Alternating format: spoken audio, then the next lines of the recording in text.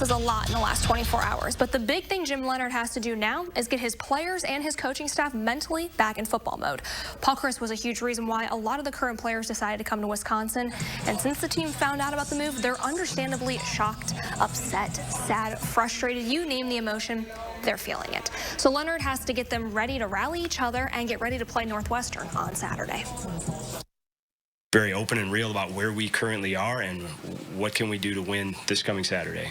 And the timeline of this obviously is unique, stepping into this role and just kind of how that will shake up staff dynamics and, you know, understanding that we have to compartmentalize a lot of our emotions in order to give our players the best opportunity to win this coming week, because that's not getting moved.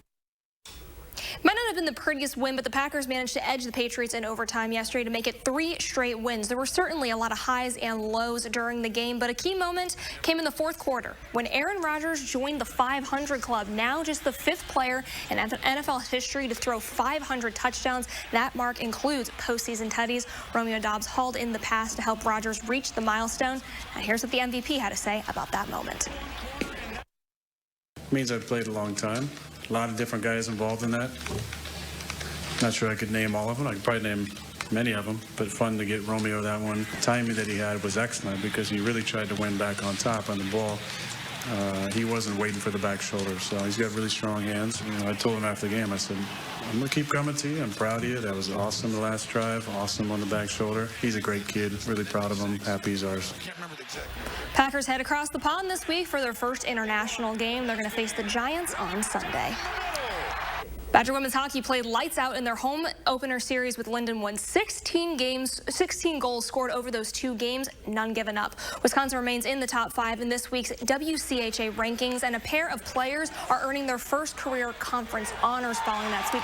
Maddie Wheeler is named forward of the week after totaling 7 points over the 2 games, and Caroline Harvey earns rookie of the week. She tallied 5 assists against the Lions in game 2, which actually set a school record. 5 points is the most for a defender in a game.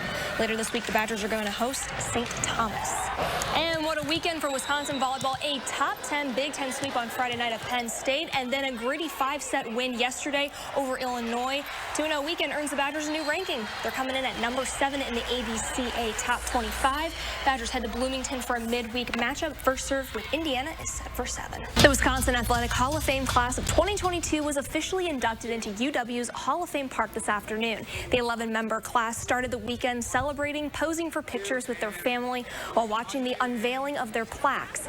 And for this class, headlined by Travis Beckham, Hillary Knight, and Jordan Taylor, having their names forever up on the board is something hard to put into words.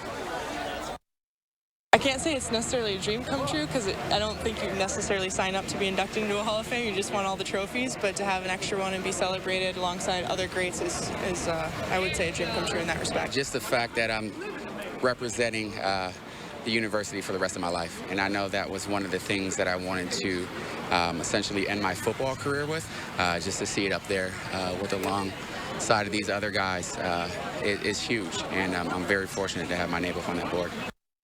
Badger volleyball on the road this weekend, and they've got a top 15 matchup tonight with 14th-ranked Kentucky. Wisconsin took the first set with ease right now, and this match is in the second set, and it's close. We're going to have highlights from the showdown tonight at 10 after the final drive. The Packers will get their new season going on Sunday against division rival the Vikings. And before heading into the weekend, Matt LaFleur provided some injury updates for the Week 1 border battle. Alan Lazard is doubtful, while both David Bakhtiari and Elton Jenkins are questionable. The good news, Robert Tonyan is expected to play. And as far as the rivalry goes, Green Bay has won 4 of the last 6, and they say they feel right at home at US Bank Stadium. It's always fun playing in Minnesota.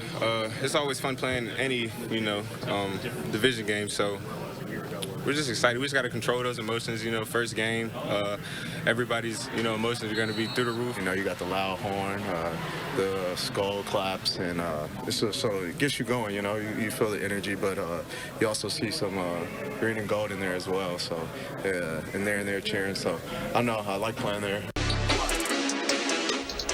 Well, This is it, the final drive of the year, and the stage couldn't be bigger for our 3 local teams. Win and head to Camp Randall to play for a state championship. Or lose and your season comes to an end 1 game short. Monroe, Columbus, and Darlington all hoping to be playing next week in Madison. And we'll start with Monroe. The Cheesemakers were in this exact spot last season, only to come up short to the eventual Division III champion.